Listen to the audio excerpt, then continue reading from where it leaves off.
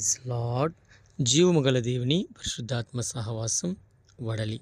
ఈరోజు వాగ్దానం మన కొరకు పరిశుద్ధ గ్రంథం నుండి జకర్యా గ్రంథం 8వ అధ్యాయము 13వ చరణం. ఆశీర్వాదాస్పదమగినట్లు నేను మిమ్మును రక్షింతును, భయపడక ధైర్యము తెచ్చుకునుడి. భయపడక ధైర్యము తెచ్చుకునుడి.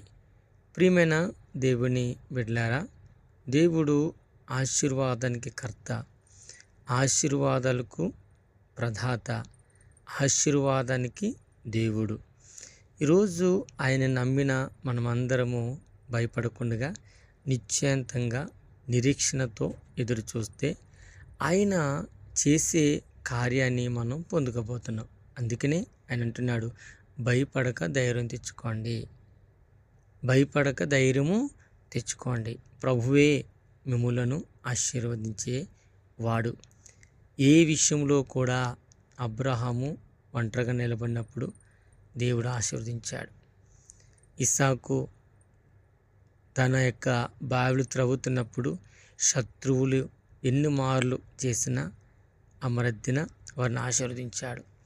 యాకోబును ఆశీర్వదించిన దేవుడు, వారి యొక్క తరములో యోసేపును ఆశీర్వదించిన దేవుడు.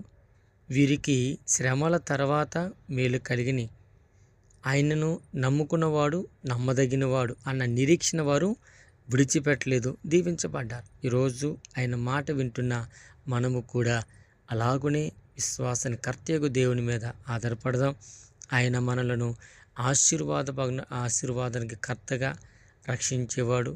భయపడకుండా నిలబడదాం, మేలు పొందుకుంటాం. ఈ దినాన్ని, ఈ వాగ్దానం దేవుడు మనందరి వనుకల్లో బాగా దీవించునుగాక. ఆమేన్. ప్రార్థన. సకల ఆశీర్వాదాలకు కారణభూతుడైన ప్రియ పరలోకపు తండ్రి, నీ పరిశుద్ధమైన శ్రేష్టమైన ఉన్నతమైన నామను బట్టి వందనాలు.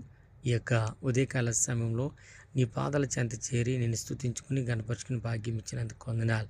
మమ్మల్ని దీవించండి, ఆదరించి, కనికరించి, కాపాడి, కృప చూపి ఈ దినమంతా నీ మహిమ, నీ ప్రసన్నత మా పైన ప్రోక్షించమని దీవిస్తూ ఆశీర్వదిస్తూ, ఆశీర్వాదమగినట్లు నైనా నేను మిమ్మల్ని రక్షిస్తానన్నా, భయపడొద్దని చెప్పావు. ఈరోజు రక్షించే దేవుడు నమ్ముచున్నాం. శ్రమలున్నాయి, ఆర్థిక ఇబ్బందులు ఉన్నాయి, రుణబాధలు ఉన్నాయి, అయ్యా ఎన్నో అవసరతలు ఉన్నాయి.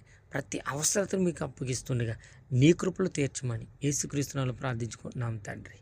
ఆమేన్. God bless you all. Praise Lord. దేవుని దీవించండి.